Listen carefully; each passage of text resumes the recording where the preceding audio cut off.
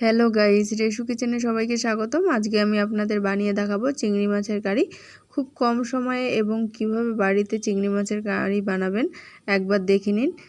এইভাবে যদি রান্না করেন তাহলে খুব তাড়াতাড়ি হবে এবং সাধারণভাবে খুব সুন্দর হবে।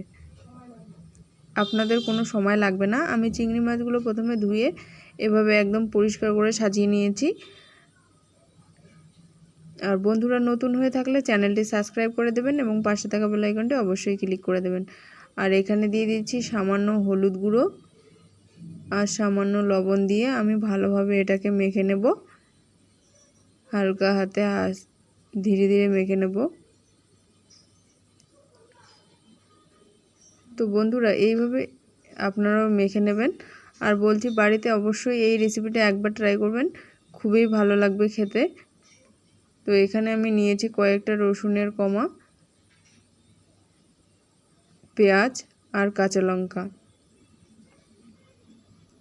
তো পেঁয়াজগুলো আমি এভাবে কেটে নেব।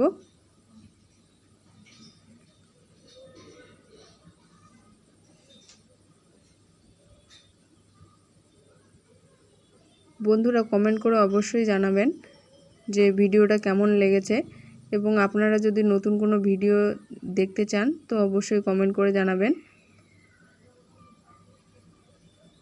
তো এখানে আমি পেঁয়াজ, রসুন আর কাঁচা লঙ্কাটা পেস্ট করে নিয়েছি। আপনারা এগুলো মিক্সিতে বা বাটনায় এগুলো বেটে নিতে পারেন।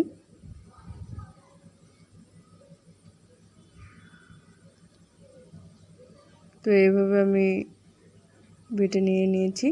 তো এবার কড়া বসিয়ে দিয়েছি। কড়াতে দিয়ে দিলাম তেল। বেশি একটা তেল দিইনি, হালকা দিয়েছি। কড়াটা গরম হওয়ার পর মাছটা ঢেলে দিলাম, দিয়ে এভাবে একটু নাড়াচাড়া করব।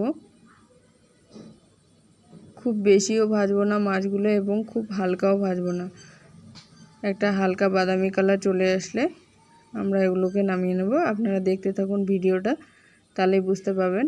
আর ভিডিওটা কেটে কেটে দেখবেন না, তাহলে অবশ্যই বুঝবেন না যে কিভাবে রান্না করেছি। আপনারাও বাড়িতে একবার এই রান্নাটা অবশ্যই ট্রাই করবেন। তো চিংড়ি মাছগুলো দেখতে পাচ্ছেন খুব সুন্দর একটা বাদামি কালার চলে এসছে। তো এইরকম হলে আমরা নামিয়ে নেব। তো এরপর কড়া বসিয়ে দিয়েছি।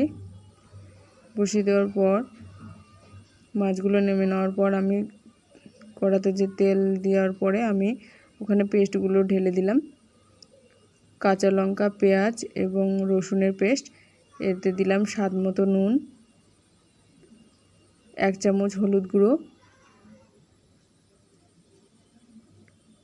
1 চামচ জিরে গুঁড়ো আর 1 চামচ কাশ্মীরি লঙ্কার গুঁড়ো। এটা আমি কালারের জন্য ব্যবহার করলাম।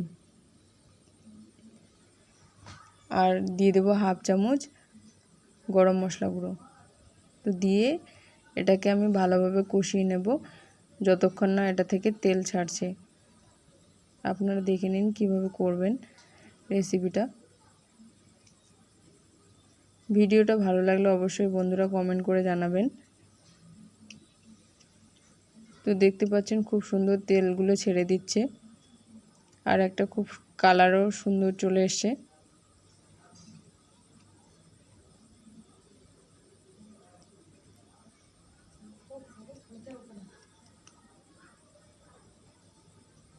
এগুলো খুব সুন্দর লাগছে দেখতে। তো এরপরে আমি কষানো হয়ে গেলে জল দিয়ে দিলাম। জলটা সামান্য দেব। দেওয়ার পর জলগুলো যখন ফুটবে তখন আমি মাছগুলো ঢেলে দেব। আমি বেশি জল দেব না, সামান্য জল দেবেন আপনারাও। দিয়ে এভাবে মাছগুলোকে ভালোভাবে কষিয়ে নেবেন। এখানে মাছগুলো সেদ্ধ হয়ে যাবে আর ভালোভাবে কষানো হয়ে যাবে এই জলে। তো আমি ভালোভাবে কষিয়ে নিচ্ছি।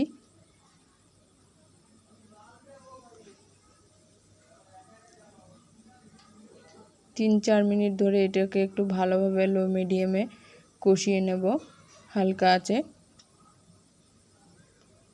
তো দেখতে পাচ্ছেন এত সুন্দর কালার চলে এসছে। এটা খুবই স্বাদ হবে।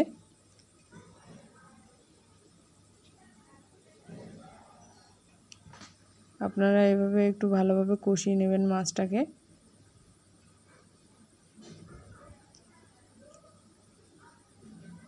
এই চিংড়ি মাছের কারি খুবই স্বাদ।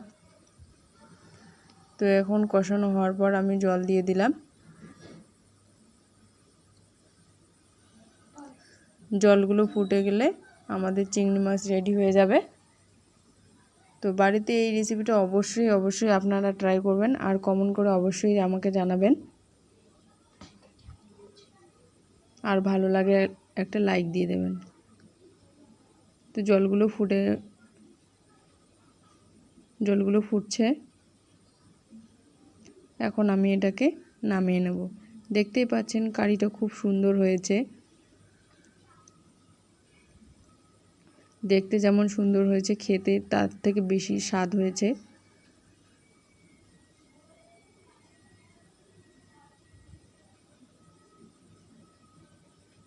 তো এবার আমি বাটিতে তুলে নেব।